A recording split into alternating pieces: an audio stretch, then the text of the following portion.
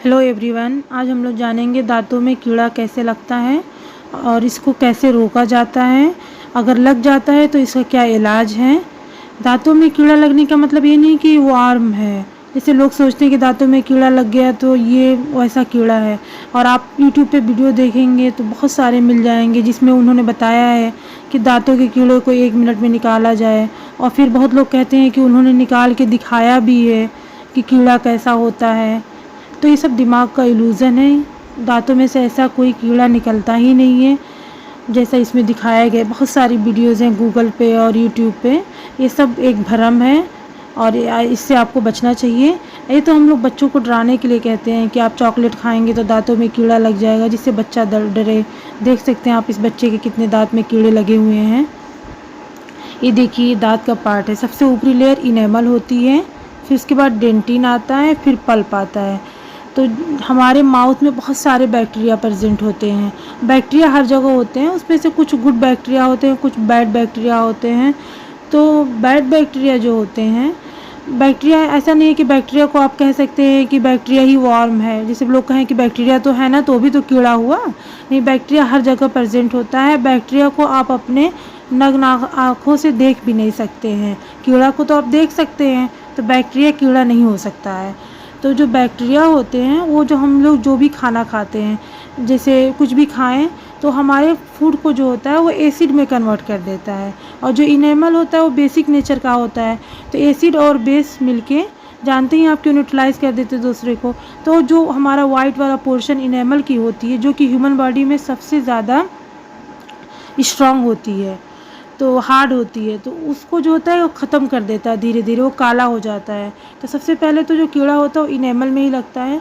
तो जब ये देखिए, जैसे टूथ डीके का स्टेजेस है, देखिए इनेमल में डीके हुआ है, जहाँ बहुत थोड़ा सा एकदम स्पॉट, ब्लैक स्पॉट दिख रहा है। फिर ये थोड़ा सा एडवांस होके पूरे इनेमल को कवर कर लिया। तो जो ये कीड़े लगते हैं ये पेनफुल नहीं होते हैं। आप देख सकते हैं तीसरे नंबर पे डीके इन डेंटिन, मतलब जो कीड़ा लगा हुआ है वो इनेमल से होते हुए डेंटिन तक आ गए हैं, और इस इमेज में दिखा रहा है कि अप्रॉक्सीमेटिंग द पल्प है। तो ये स्टेज जो होता है पेनफुल होता है। चौथे नंबर पे आप देख सकते हैं डीके इन पल्प, मतलब इनेमल डेंटिन होते हुए पल्प को कवर कर लिया है, केरीज लग गया है। तो ये स्टेज बहुत ही पेनफुल होता है, और इसमें एपाइकल इन्फेक्शन भी हो गया है, रूट में भी इन्फेक्शन हो गया है। तो इसमें तो दर्द बर्दाश्त ही नहीं होता है, इसलिए आपको अपने नज़दीकी डेंटिस्ट से सलाह लेना चाहिए।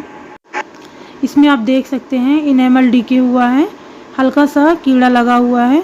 तो इसको आप करेक्ट कर सकते हैं खुद ही से केयर करके। ओरल हाइजीन मेंटेन करिए, और फ्लोराइड वार्निश आता है, इसको दांतों पे अप्लाई कर दिया जाता है, जिससे केरीज जो होता है अरेस्ट हो जाता है, उतने पे ही रुक जाता है। ये सबसे ज़्यादा ये बेनिफिट बच्चों में होता है, क्योंकि बच्चे ज़्यादा ईजिली करा नहीं पाते हैं। ये सेफ़ होता है, इसको ईजी क्विक अप्लाई कर सकते हैं। इनेमल को स्ट्रेंथन कर देता है, मतलब मजबूती दे देता है, और टूथ जो डीके होता रहता है उसको उतने पे ही रोक देता है। ये आप देख सकते हैं कीड़ा जो है डेंटिन तक पहुंच गया है। एक छोटा सा होल दिख रहा है आपको दांतों में। तो इसको सही किया जा सकता है फिलिंग के ज़रिए। फिलिंग कई तरह के होते हैं। सबसे पहले तो केरीज को रिमूव करेंगे एरोटर से, फिर उसके बाद इसमें कंपोजिट फिलिंग किया गया है। इस पिक में आप देख सकते हैं कि केरीज जो है इनेमल डेंटिन होते हुए पल्प तक पहुंच गया है। ये बहुत ही पेनफुल होता है, जिसमें हम पेशेंट को समझाते हैं कि आपके नसों का इलाज होगा, जिसको आरसीटी कहते हैं। आजकल तो सभी लोग जान गए हैं आरसीटी क्या होता है। ये जैसा आप देख सकते हैं इस पेशेंट का आरसीटी हुआ है। आप इस पिक्चर में देख सकते हैं कि टूथ एब्सेस बन गया है, मतलब इन्फेक्शन जो है पल्प से होते हुए रूट तक पहुँच गया है एपाइकली। आप ये देख सकते हैं कि ये रूट पे पहुंच गया है, और इसमें पस बना हुआ है इंट्राओरली। तो सबसे पहले हम पस को ड्रेन करेंगे, जिससे पेशेंट को रिलीफ हो और पेन कम हो पेशेंट का। और उसके बाद हम इसमें आरसीटी करेंगे। आरसीटी करने के बाद देखेंगे पेशेंट का फिर दोबारा पस तो नहीं बन रहा है। अगर नहीं बन रहा होगा तो पेशेंट को फिर कैप एडवाइस करेंगे। और इसमें जो आप देख सकते हैं ग्रासली डिकेड हो गया, मतलब रूट स्टम्प बच गई। तो इसका तो इलाज एक ही है, दांत निकलवाना। Thank you so much. Video अच्छी लगी हो तो लाइक, शेयर एंड सब्सक्राइब।